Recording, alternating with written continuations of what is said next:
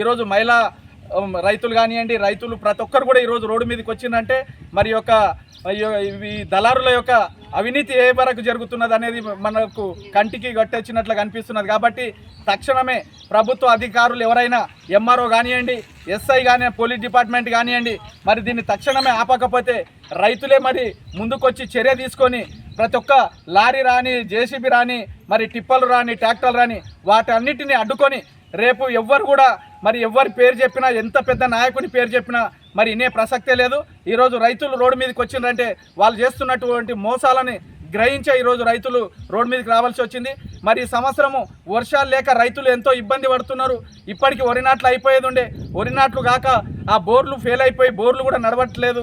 కాబట్టి దీన్ని దృష్టిలో పెట్టుకొని తక్షణం ఎంఆర్ఓ గారు ఏదైతే మరి అభివృద్ధి పేరు మీద లెటర్ ఇచ్చిండో ఆ లెటర్ని వెంబడే ఉపసంహరించుకోవాలి.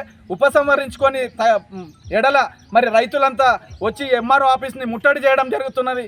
కాబట్టి రేపు లా అండ్ ఆర్డర్ ప్రాబ్లం జరిగిందంటే ఎంఆర్ఓ గారు కానీ మరి ఈ యొక్క ప్రజాప్రతినిధులు ఎవరైతే ప్రోత్సహిస్తున్నారో వాళ్ళకు కూడా హెచ్చరిస్తున్నాం. ఇన్ని రోజులు చూసినాం, ఇక ముందు మాత్రం సాగేది. ఈ రోజు నుండి ఏ ఒక్క గంప ఇసుక కూడా ఈ కాకినాడ నది, గోంద్రపేట కానీ, విశ్వనాథ్పూర్ వాగులకెళ్ళి ఒక గంప ఇసుక పోకుండా మరి రైతులంతా ఏకమైనాం. కాబట్టి ఇంతకన్నా పెద్ద ఎత్తున రేపు అవసరమైతే ఎంఆర్ఓ ఆఫీస్ని కూడా ఆ లెటర్ క్యాన్సల్ కాకపోతే ఎంఆర్ఓ ఆఫీస్ని కూడా ముట్టడిస్తాం, ఎంఆర్ఓని గెరావ్ చేస్తాం, బయటికి గుంజుకొచ్చి తాళం వేసేంత వరకు కూడా ఇనమని కూడా ఈ సభాముఖంగా రైతుల పక్షాన హెచ్చరిస్తున్నాం.